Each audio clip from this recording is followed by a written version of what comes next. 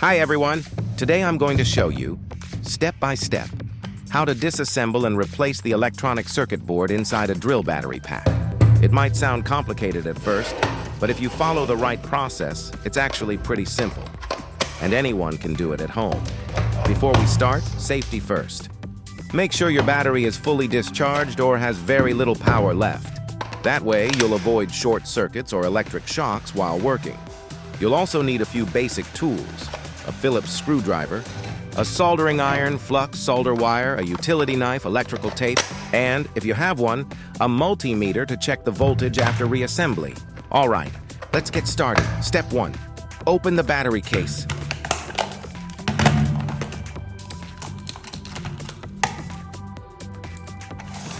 Each drill battery may look a little different, but most are held together by a few small screws. Use your screwdriver to remove them all, then gently separate the two halves of the battery case.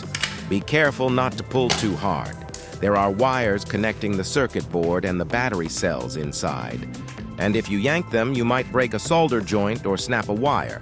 Once it's open, you'll see several battery cells connected together, usually 3, 5, or 10, depending on whether it's a 12-volt, 18-volt, or 21-volt pack. On top of the cells sits the protection board, also known as the BMS, the battery management system. This board is crucial. It balances charging and discharging, prevents overcurrent and overheating, and helps extend the life of your battery. Next, let's check where the fault might be. Common symptoms of a bad circuit board include the battery doesn't charge, the indicator light doesn't turn on, or the overall voltage reads 0 even though the cells still have power.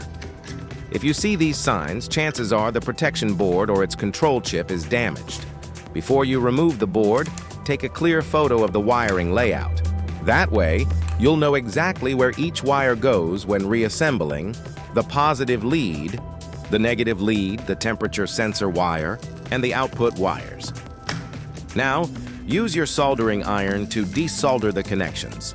Let the solder heat up fully before lifting the wire. Don't force it off, or you might tear the contact point. If you notice any oxidized terminals, lightly clean them with a knife or fine sandpaper before soldering again. Once the old board is free, compare it to your new one.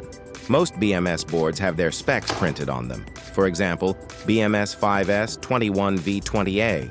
Make sure the replacement board matches the same voltage and number of cells. Using the wrong board could damage the cells or make the charger incompatible. Now let's install the new board. Place it in the same position as the old one. Then solder the wires in this order: the main negative wire, B, the main positive wire, B+, and then each balance wire for the cells, B1, B2, B3, and so on. Some boards also have P+ and P terminals for output to the drill. Be sure to connect those correctly too. When soldering, be careful not to let the solder bridge across nearby pads. That could cause a short circuit. After you're done, use electrical tape or a small piece of foam to secure the board in place so it doesn't shake during use.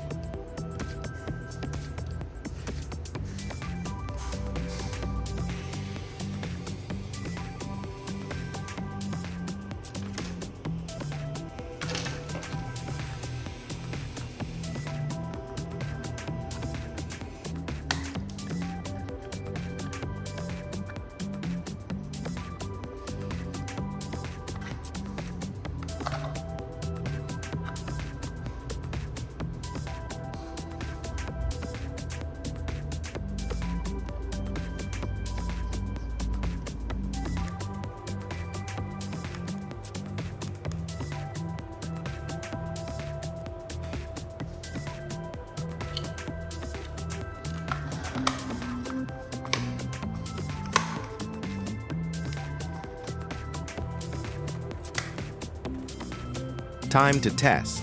Use your multimeter to check the output voltage. If your 18-volt pack reads around 20 volts when fully charged, you've done it right.